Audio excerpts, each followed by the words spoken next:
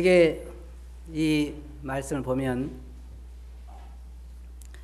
참 하나님의 놀라운 계획이 이곳에 나타나 있습니다. 저는 오늘 이 아담과 그리스도라고 하는 주제를 가지고 말씀을 여러분들에게 드리려고 합니다. 성경에 보면 특별히 하나님의 은혜를 입었던 사람들이 몇 사람 나오는데, 그 중에 여러분 잘 아시는 것처럼 아브라함이라든지 또한 다니엘이라든지 사울이라든지 하나님의 위대한 종들이 나오는데, 하나님께서는 그들에게 자기가 하실 일에 대해서 말씀하셨습니다. 제가 여러분 가정에서 한번 생각해 보시기 바랍니다. 제가 오늘 아침에 제 마당에 살고 있는 개미들에게 가가지고 내가 내년 봄이 되면은 마당을 다 공사할 것이니까 너희들은 그렇게 알아라 그랬다면 개미들에게 어떤 일이 일어날까요? 아마 계획을 세워야 되겠죠. 옮길 계획을. 여러분이 구약 성경을 보면 다니엘서에 하나님께서 다니엘에게 앞으로 되어질 세상 일에 대해서 이야기했을 때 다니엘은 그 앞에서 죽은 자처럼 되고 어안이 벙벙했다라고 이야기를 하고 있습니다. 그래서 성경에 보면 하나님께서 다니엘서 9장 24절 보면 내 백성과 내 거룩한 성을 위하여 70일에로 기한을 정하였나니, 그러니까 하나님께서 다니엘에게 뭐라 말씀하시냐면 앞으로 세상을 내가 이 끝을 낼 것인데 그때까지 기간이 얼마 걸릴 것이며 또 어떤 일이 어떻게 일어날 것이라는 것을 다니엘에게 계시로 보여주었습니다. 다니엘은 그러한 계시들을 특별히 하나님께 받은 자로서 우리들에게 그것을 잘 보여주고 있습니다. 그런데 오늘 우리가 읽어보니 본문 말씀 보면 여기에서 우리는 또다시 그러한 어떤 하나님의 계시에 대한 모습을 볼 수가 있습니다. 여기에 놀라운 하나님의 계획이 들어있어요. 그래서 새해를 맞이해서 우리가 더 생각해야 할 문제가 뭐냐면 앞으로 세상이 어떻게 되어질 것이며 우리가 어떤 사람이 되어야 마땅한가 하는 것에 대해서 우리가 생각을 해보려고 하는 것입니다. 아담과 그리스도 이 두 사람은 우리 인류에게 미친 영향이 너무나 지대하기 때문에 우리가 이것을 안다고 하는 것은 대단히 중요한 것입니다. 먼저 그리스도께서 하신 일들을 보면 속죄와 생명의 길을 우리들에게 열어주신 것을 볼 수가 있습니다. 21절 보면 사망이 한 사람으로 말미암았으니 죽은 자의 부활도 사람으로 말미암도다. 아담 안에서 모든 사람이 죽은 것 같이 그리스도 안에서 모든 사람이 삶을 얻으리라 그랬습니다. 여기 보면 아담 안에서 모든 사람이 죽었다 그랬습니다. 사람의 운명을 여러분 한번 생각해 보시기 바랍니다. 저는 이 사람들의 운명을 생각할 때 참 너무 비극적인 것을 발견하게 돼요. 어떤 사람들은 그런 얘기합니다. 자기가 차를 몇십억짜리를 샀고 또 차를 좋은 채자를 뽑아서 기분이 좋다고 그러는데, 저는 어떨 때 보면 그런 날 보면은 그래서 그 차 타고 다니다가 어떻게 할 건데 생각이 들어요. 그 차 타고 다니다가 어떻게 되죠? 결국은 이 운명을 피할 수가 없습니다. 제 말이 안 믿어지면 여러분 한번 양계장을 가시든지 아니면 돼지를 키우는 돼지 농장을 가시든지 한번 가가지고 힘차게 뛰어노는 돼지 무리들을 쭉 한번 보시면서 너희들은 참 복 있다라고 한번 생각해 보시기 바랍니다. 돼지들의 운명이 뭐예요? 결국은 무엇을 먹고 어디에 살고 하는 것이 상관없이 그들의 운명은 도살장이라고 하는 것에 가게 되어 있습니다. 여기에 보면 성경에 보면 하나님께서 말씀하시기를 창세기 3장 19절 보면 내가 얼굴에 땀이 흘려야 곡식을 먹고 필경은 흙으로 돌아가리니 그 속에서 내가 취함을 입었음이니라.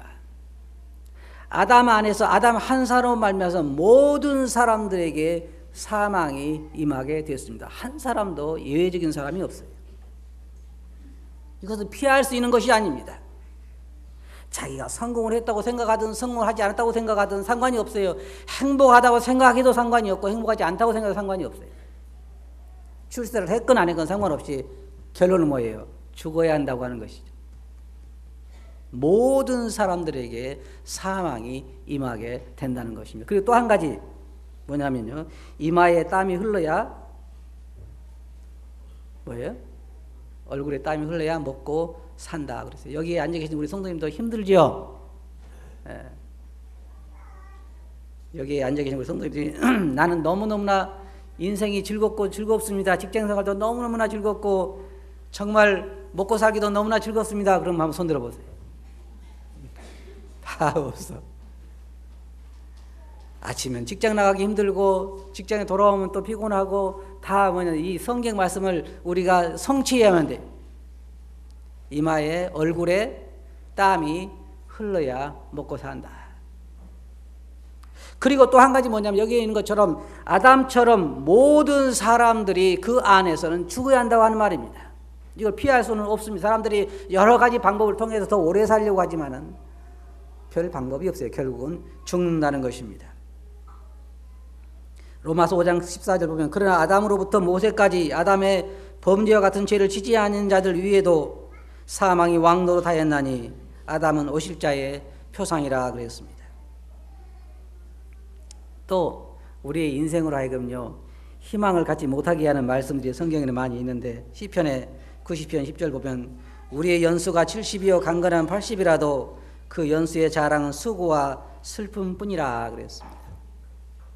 인생을 결산해 놓고 보면 자랑할 수 있는 게 무엇이냐면 수고하고 슬픔뿐이라는 거예요.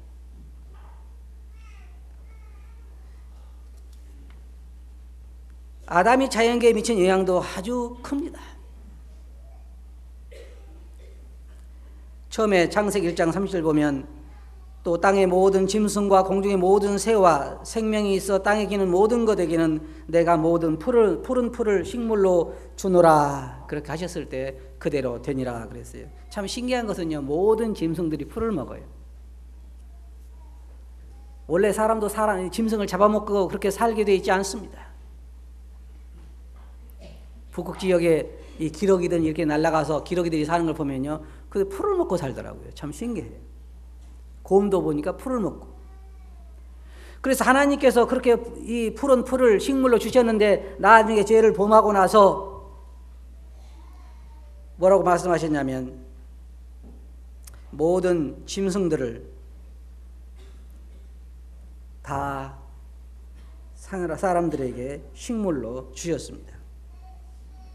그리고 로마서 8장 22절 보면 피조물이 이제까지 함께 탄식하며 함께 고통하는 것을 우리가 아나니 모든 피조물 다 지금 고통 가운데 있습니다. 그것이 다 아담이 우리들에게 전해준 선물입니다. 여러분들이 지금 고생하고 수고한 모든 것이 다 아담이 우리들에게 전해준 선물이고 또 여러분 스스로가 그와 같은 열매를 맺는 그런 삶을 살았던 것입니다. 그러나 우리가 이 말씀을 보면 예수님 한 분 안에서 우리가 생명을 얻는 것을 여기서 볼 수가 있습니다. 15장 22절 보면 그리스도 안에서 모든 사람이 삶을 얻으리라. 예수 그리스도 안에서 우리들에게 새로운 소망이 있게 된 것입니다. 이게 참 놀라운 거예요. 예수님이 없다면요 살아가야 할 의미가 없습니다. 예수 그리스도를 믿지 않는다고 그러면 우리가 살아갈 그런 이유가 없고 살아갈 재미가 없어요. 왜냐하면 결국은 다 사망에 이르고 결국은 다 영원한 지옥에 가야 되고 영원토록 멸망해야 될 것이기 때문에 결국은 의미가 없지만 예수 그리스도 안에서 우리들에게 이제 새로운 삶이 기다리고 있는 것입니다. 여기 아담 안에 있는 모든 사람들은 사망에 이르지만 그리스도 예수 안에 있는 자들에게는 영원한 생명을 우리가 얻게 되는 것입니다. 요한계시록 14장 13절 보면 또 내가 들으니 하늘에서 음성이 나서 가로되 기록하라 작은 이후로 주 안에서 죽은 자들이 복이 있도다. 주님 안에서 죽은 자들이 복이 있다는 것입니다. 또 로마서 8장 1절부터 2절 보면 그러므로 이제 그리스도 예수 안에 있는 자에게는 결코 정죄함이 없나니 이는 그리스도 예수 안에 있는 생명의 성령의 법이 죄와 사망의 법에서 너를 해방하였습니다. 로마서 8장 38절부터 보면 내가 확신하노니 사망이나 생명이나 천사들이나 권세자들이나 현재일이나 장래일이나 능력이나 높음이나 깊음이나 다른 아무 피조물이라도 우리를 우리 주 그리스도 예수 안에 있는 하나님의 사랑에서 끊을 수 없으리라. 데살로니가전서 4장 16절에서는 주께서 호령과 천사장의 소리와 하나님의 나팔로 친히 하늘로 쫓아 강림하시리니 그리스도 안에서 죽은 자들이 일어나게 될 거라고 말하고 있습니다. 이 부활이라고 하는 것이 그리스도인들의 삶에 생명력을 불어넣는 것이고 그리스도인의 삶에 의미를 부여넣는 것이고 그림으로 말하면 색깔을 부여넣는 것입니다. 부활의 생명이 없으면, 부활의 소망이 없으면, 그리스도 안에 있지 않냐면요 전혀 소망이 없는 거예요. 근데 여기 우리가 이 말씀은 이것만 말하고 있는 것이 아니라 앞으로 세상에 되어질 일들을 여기서 말하고 있습니다. 부활의 순서를 보면 첫째는 그리스도요. 그리스도께서 맨 처음 부활의 첫 열매가 되셨습니다. 오늘날 여러분 생각해 보세요. 여러분 남편이나 여러분 아내나 혹은 여러분의 자녀나 누가 죽어서 장례를 치르고 이제 왔는데 며칠 지난 다음에 사람들이 내가 보니까 당신 남편이 살았더라 그러면 믿으시겠어요? 무덤에 가서 다 밟아가지고 뭐를 만들고 그렇게 왔는데 살았다 그러면 믿을 사람이 아무도 없을 것입니다.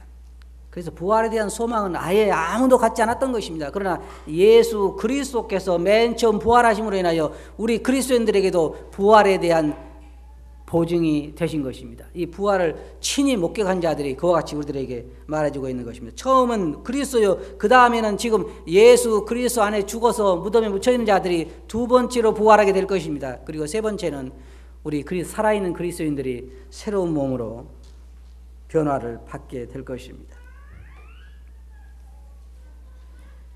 15장 24절 보면 그 후에 나중에 저가 모든 정사와 모든 권세와 능력을 멸하시고 나라를 아버지 하나님께 바칠 때라. 이 말씀 여러분 잘 보시기 바랍니다. 사도 바울이 어디서 이런 것을 배우는지 저는 잘 모르겠어요. 물론 하늘나라에 가서 하나님에게 계시를 받았을 것입니다. 사도 바울은 여기 지금 앞으로 그리스도께서 하실 일에 대해서 말하고 있는 것입니다. 먼저는 정사와 권세를 멸하시게 된다고 하는 것입니다. 이것은 물론 이 땅에 있는 어떤 정권을 멸한다는 것이 아닙니다. 하늘에는 지금 이 악의 세력이 가득 들어 있는데 하나님을 배반한 그 천사와 더불어서 천사장과 더불어서 함께 범죄한 그 천사들이 지금 하늘을 주장하고 있고 주님께서 말씀하신 것처럼 사단은 지금 이 세상의 임금이 되어서 이 세상을 자기 마음대로 주장하고 있는 것입니다. 그래서 예수 그리스도께서 해야 할 일이 무엇이냐면 그 정사와 권세들을 다 잡아서 멸망시키는 것입니다. 그것이 그리스도에게 주어진 거예요. 원래 범죄하기 이전에 그 하나님께서 세상을 창세기 보면 창조하시고 보시기에 좋았다라고 하신 그 원래의 상태대로 이 온 우주를 다시 돌려놓는 것입니다. 그것이 그리스도에게 주어진 사명입니다. 우리는 지금 그 가운데 있는 것입니다. 그래서 먼저는 정사와 권세를 멸하는 것입니다. 그리고는 뭐라 그랬어요? 사망을 패하게 된다 그랬습니다. 사망을, 물론 사망이라고 하는 죽음 자체를 말하지만 이것을 주관하고 있는 사단을 우리가 말하는 것도 생각해 볼 수 있습니다. 모든 것을 사단이 사망을 무기로 해서 많은 사람을 굴복시키고 많은 사람을 자기 수하에 두는 것이고 많은 사람을 지옥에 보내는 것입니다. 그러나 우리 그리스도인들이 이제 이 사망이라고 하는 것을 넘어서게 됐습니다. 맨 마지막으로 그리스도께서 이 사망을 패하시게 될 것입니다. 더 이상 그리스도인들에게는 죽음이라는 것이 존재하지 않습니다. 지금 이 자연계도 마찬가지입니다. 더 이상 죽음이라는 것이 자연계에 존재하지 않게 될 것입니다. 그리스도께서 맡기신 일이 바로 그것입니다. 그래서 이게 뭐라 했어요? 나라를 회복하실 때까지 왕노로 사신다고 나와 있습니다. 요한복음 3장 35절 보면 아버지께서 아들을 사랑하사 만물을 다 그 손에 주셨으니 이는 만물이 주에게 나오고 주에게로 돌아가고 또 만물이 그 발 앞에 다 복종하게 된다고 말하고 있는데 결국은 주님께서 이 모든 만물을 다 새롭게 창조하셔서 새롭게 하셔서 아버지 하나님께 그 모든 것을 바치게 될 것입니다. 여기에 있는 말씀이 바로 그것을 말하고 있는 것입니다. 앞으로 되어질 일들에 대해서 사도 바울이 지금 우리들에게 말해주고 있는 것입니다. 그리스도께서 아담 안에서 아담 때문에 이 세상이 온통 타락하고 그 다음에 세상에 많은 고통과 어려움이 오고 사망이 왔지만 그리스도 안에서 이제 새롭게 모든 것이 다시 회복되게 될 거라고 하는 것입니다. 그래서 그리스도 안에 있는 자들은 복받은 자들이고 아담 안에 있는 사람들은 멸망받을 자들인 것입니다. 그게 성경에 그리스도 안에 죽은 자들이 복이 있다고 하는 것입니다. 15장 29절 보면 만일 죽은 자들이 도무지 살지 못하면 죽은 자들을 위하여 세례받는 자들이 무엇을 하겠느냐? 어찌하여 저희를 위하여 세례를 받느냐? 또 어찌하여 우리가 때마다 위협을 무릅쓰리요? 만일 부활이 없다면 말입니다. 여러분 뭐 하시겠어요?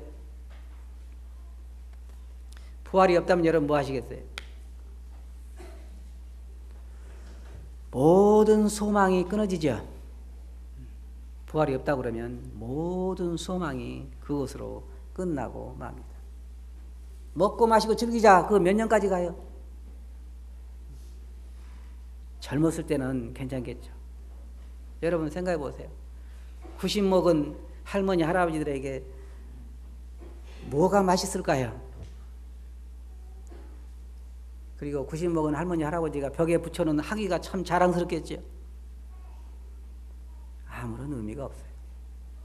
그리고 어디 피서 가시자 그러면요, 별 의미가 없어요. 여러분 젊어서 구경도 하겠지만 구경도 나중에 결국은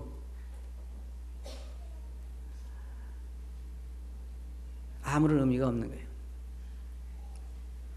돼지를 키우는 혹은 개를 키우는 주인이요, 잘 먹어라 잘 먹으라고 잘 먹어라 그러면서 음식을 많이 갖다 주면서 사료를 많이 갖다 주면서 잘 먹어라 그러면서 속으로 뭘 생각하는 줄 아십니까?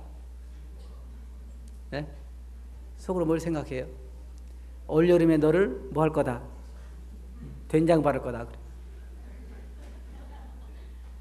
부활의 소망이 없다고 하면 우리 그리스도인들이 세상에서 가장 불쌍한 사람들이라고 사도 바울은 말하고 있습니다. 근데 우리들에게는 이 부활의 소망이 있는 거예요. 그래서 여기에 말하는 것 같은 부활의 소망이 없다고 하면 왜 어떤 사람들이 죽은 자를 위하여 침례를 받겠느냐? 이 말에 대한 해석은 여러 가지입니다. 어려운 말씀 중에 하나인데 어떤 사람들이 이렇게 해석하고 있는 사람도 있어요. 어떤 사람들이 예수 그리스도를 믿고 죽임을 당했는데 침례받고 죽임을 당했는데 또다시 침례받는 사람들이 있는데 왜 죽음을 무릅쓰고 침례를 받겠느냐, 그런 의미로 해석하는 사람도 있고 여러 가지 해석이 있지만 제 개인적인 해석은 이래요. 제가 생각할 때 그 천주교도 보니까 연옥이라고 하는 교리가 있습니다. 왜냐하면 거기에 가 있는 사람들이 있는데 그 사람들이 이 땅에 있는 사람들이 잘하면 이 사람들이 하늘나라로 간다는 거예요. 그래서 쉽게 말하면 그런 거예요. 그 사람들이 내세를 믿지 아니하면 어떻게 그런 일을 하겠느냐 하는 것처럼, 다시 말하면 이런 말이죠. 신기한 것은 내세가 없다고 말하는 많은 사람들을 보면요, 그래도 묘자리는 좋은 데 쓰려고 그러잖아요.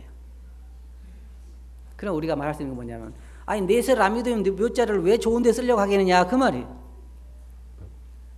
이때 당시 어떤 일이 있었는지 모르지만 그러나 죽은 자들 위해서 침례를 받든 뭘 하든 그들이 그렇게 하는 것은 다 부활을 믿기 때문에 그렇게 하는 것이 아니냐 하는 말입니다.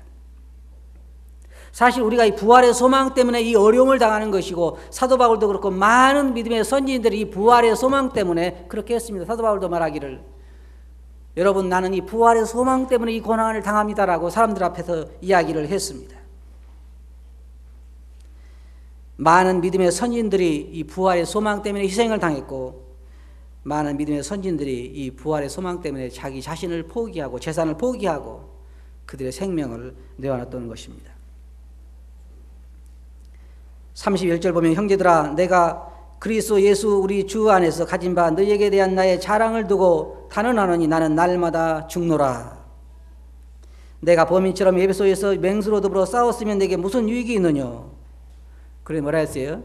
죽은 자가 다시 살지 못할 것이면 내일 죽을 터이니 먹고 마시고 즐기자. 부활이 없다고 하면요, 사람들의 사는 의미가 없습니다. 자, 여기에 이 말씀을 한번 보시기 바랍니다.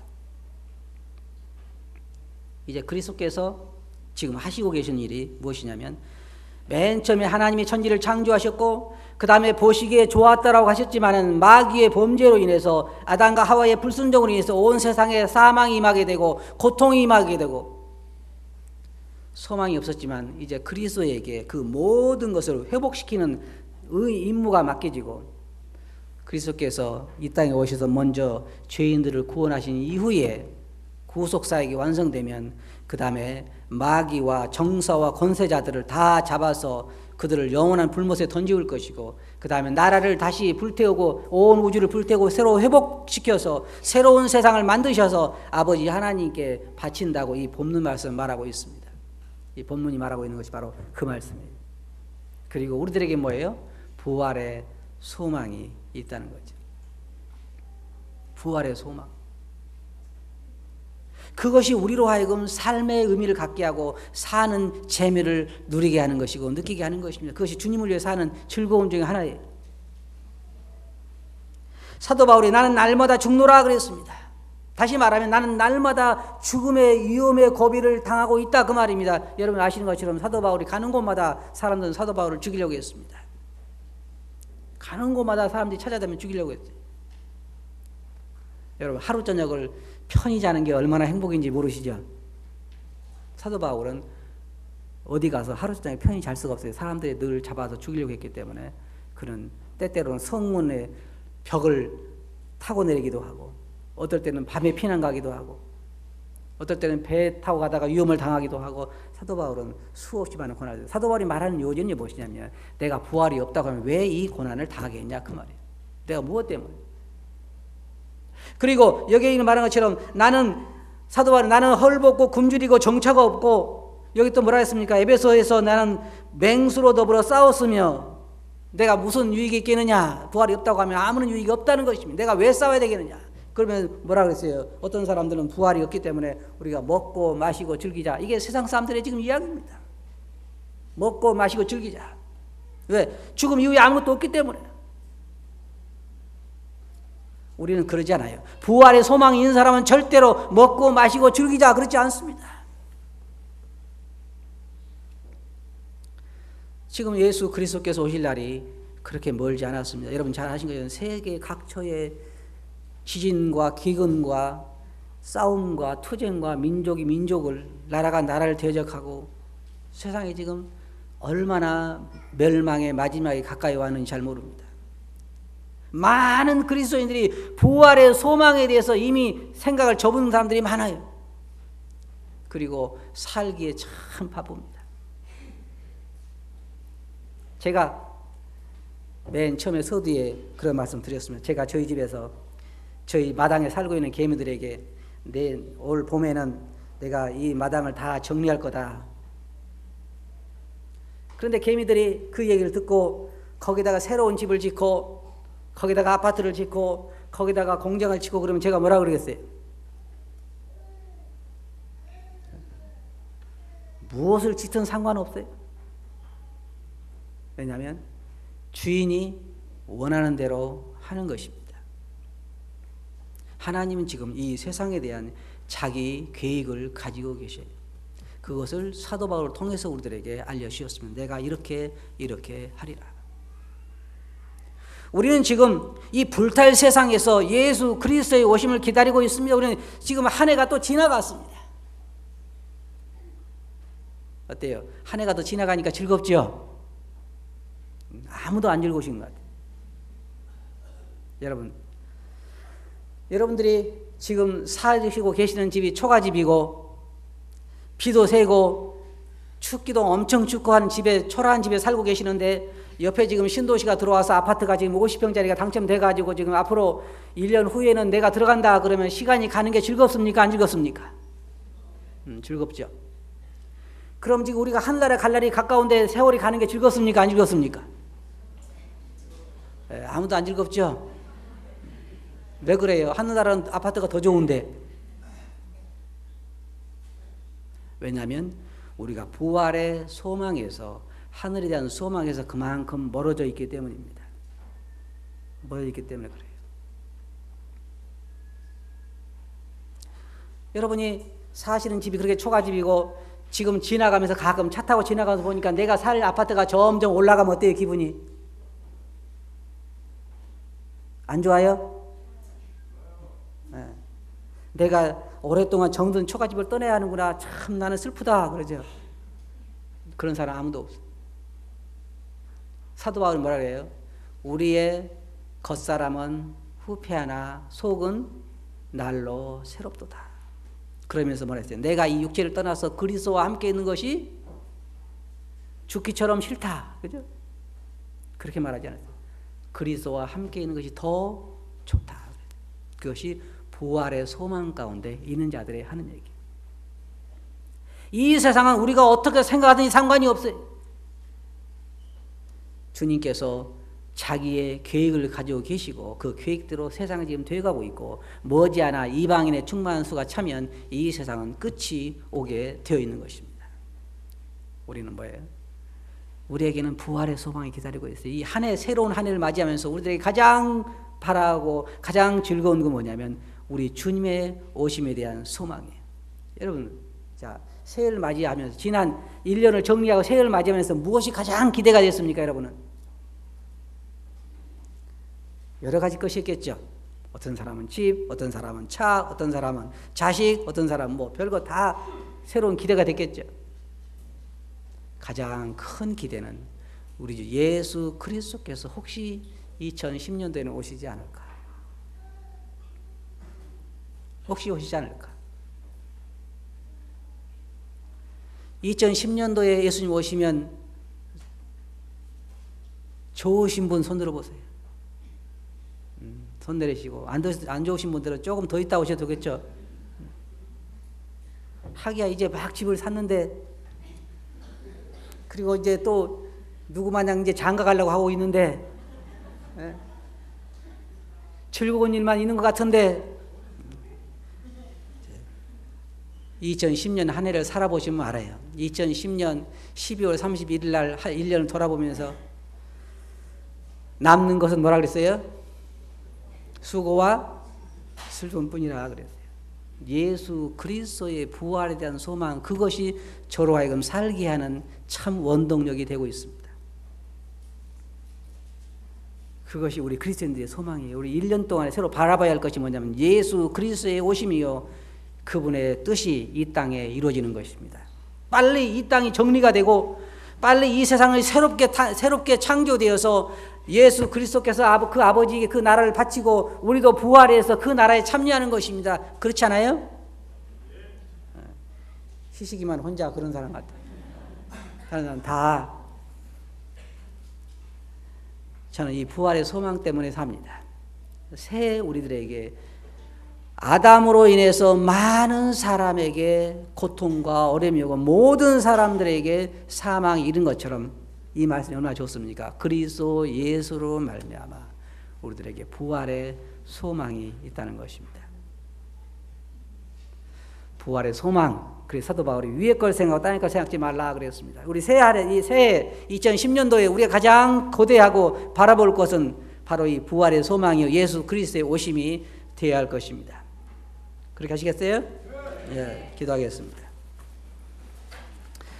거룩하신 아버지 하나님, 어찌하다 저희들이 이렇게 놀라운 부활의 소망을 소유하게 되는지 다 감당할 수 없지만 아담 안에서 많은 사람들이 모든 사람들이 사망에 이른 것처럼 주님 안에서 저희들이 부활의 소망을 가지고 영원한 축복을 누리게 된 것을 진실로 감사합니다.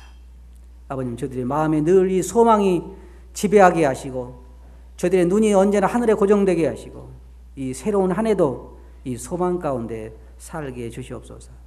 들은 말씀 주께 의지하고 있으니 이름으로 아버지께 감사하며 기도합니다. 아멘.